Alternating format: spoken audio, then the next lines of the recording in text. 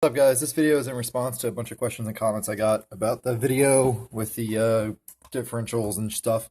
Someone said, why would you put a high pinion diff in the rear of an ATV? High pinion diffs are weaker in the rear.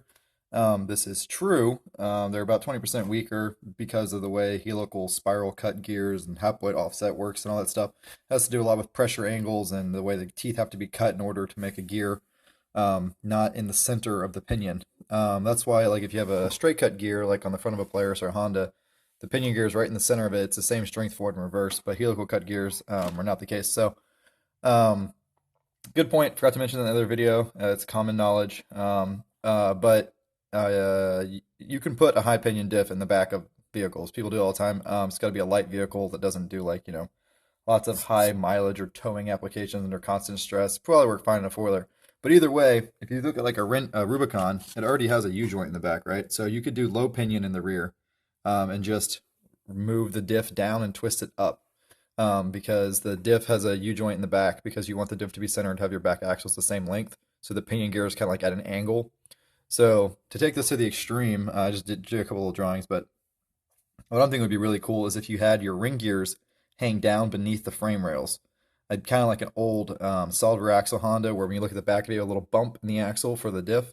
That's cool because it's easier to drag that little bump over stuff than it is to drag a whole entire piece of frame over stuff. So if you had the ring gear hang down in the diff and just put a little skid plate over it, look kind of cool. So I was just drawing stuff. If you take it to the extreme, you end up with something like this right here. That's like, obviously exaggeration to make a point, but what this gives you is it gives you a more breakover angle right here. So even with a straight frame, if you dropped it down, that would give you, you dropped each diff down an inch.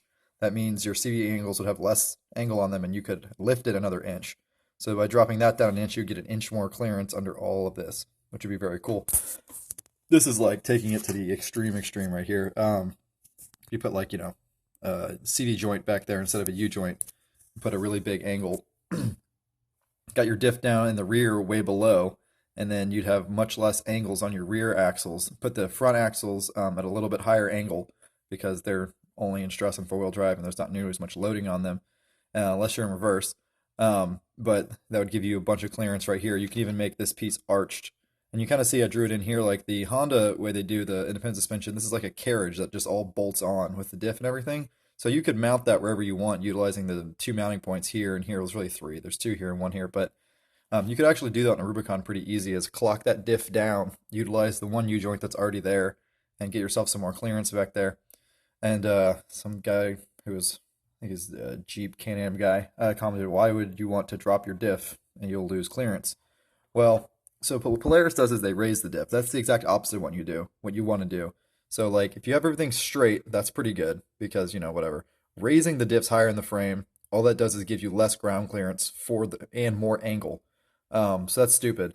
That's what the Polaris A50 does, and I'm not really a fan of it. But if you dropped your diffs down, yes, you'd have less clearance under here and here, but because you drop your diff down, you could lift it more, right? So then you'd end up with the same clearance there, but more clearance in the center. And that's where the biggest problem is with portals and arched arms and IRS. You can really get as much ground clearance as you want under the diff. The issue is the ground clearance under the engine or the breakover angle.